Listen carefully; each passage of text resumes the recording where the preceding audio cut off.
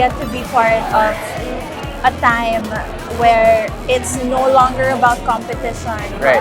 but it's all about collaboration and partnerships.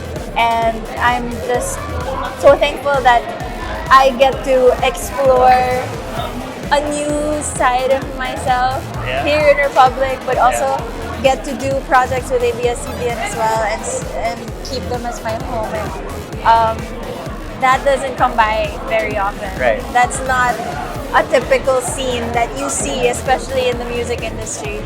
But I love that these people right here, the bosses that you see here from Republic, from ABS, from Cornerstone, they are changing the game for artists like me and creating a more pro-artist platform for artists. And so I'm just so thankful that I get to be part of that. Don't think I can be where I am now without these people. I'm overwhelmed, to be honest. Because I expected this season to be heavy. But God has a way of turning things around, and I'm just thankful that of all the things that were taken away from my life, my listeners were not one of them. Oh yeah, dude. And they have really shown me how strong their support and their love is, and I'll always be thankful for that. Yeah, sometimes, but it's because Taylor Swift is like a god to me.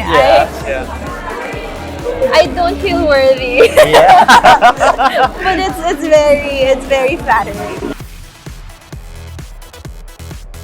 Yeah. From an inconvenient love, I said, I'm sorry. Kinakabahan kasi talaga ako ngayon. Nasabi ko.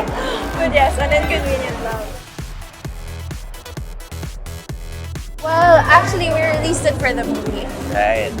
But when I was writing it, of course, they wanted a love song, and it was a little hard for me to come up with one. When I recorded the song, I was crying the whole time.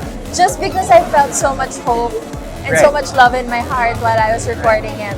I think I wrote this song in the middle of chaos, but it's a song about hope and calm and finding that person that gives you peace. And when you're in the middle of a chaotic season, it's just not, you wouldn't expect to be able to write a song like that.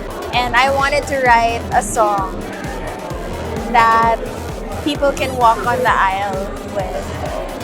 You know, it's something that I'm still scared to think about. But what better way to cancel and defeat your fears than face it? It's basically the songs that I've written in the past but reimagined. And the songs that I've been releasing now, including this next album. I think I've never felt more confident about myself than I am now.